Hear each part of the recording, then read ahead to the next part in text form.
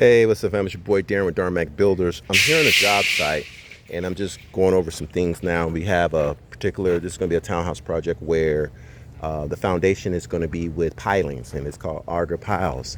And as you can see back here, the blue is where the pool is going to be. Okay, so each of those blue stakes in the ground it represents where an Auger pile is going to go.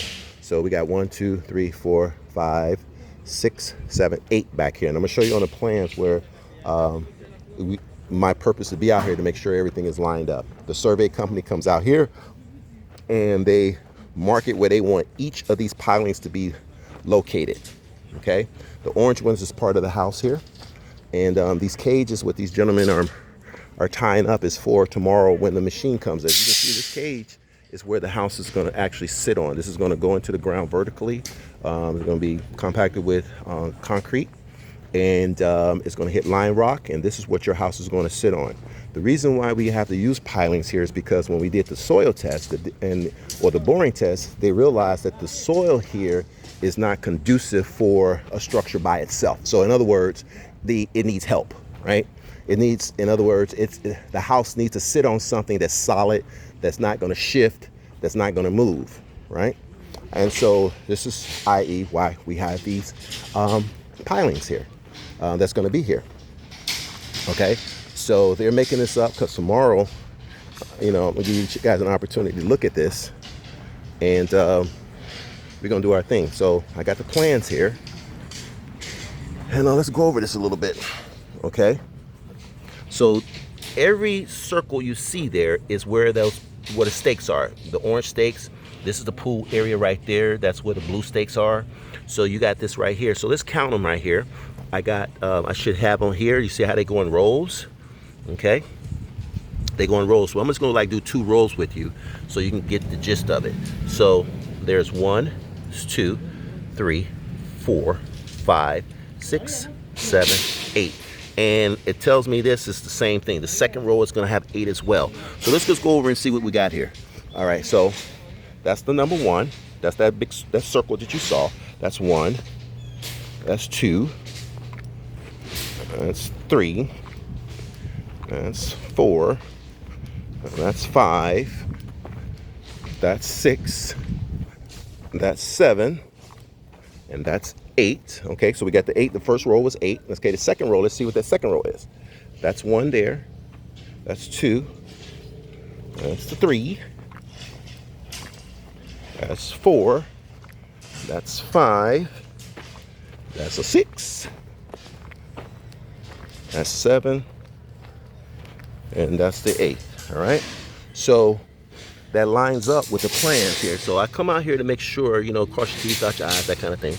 And I count all these just to make sure that what's on this plan is out here in the field. I believe we had 8 pilings for the pool. We can go back there and check that out. And I'm going to do that. You can walk with me on that. So that's, you see how this right here, you got 1, 2, 3, 4, 5, 6, 7, 8. So I should have 8 blue sticks out there. Okay.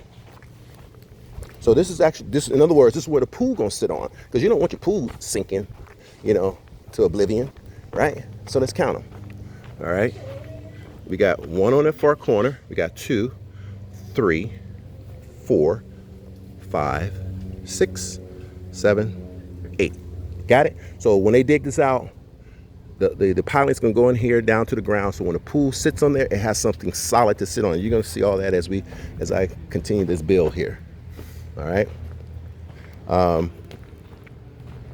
Got the silt fence there to try to keep the things from the neighbor's house. Yeah, we got it going on. And I'm gonna count these. I don't need to bore you with counting the rest of these stakes or whatever the case may be, but that's my job. And so the key here is the number of stakes we have here. We got the 8 back there. We had the 16 on the first row.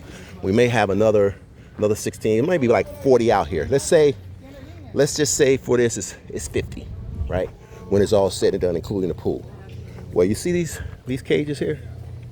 They gotta be 50 of these cages. Okay?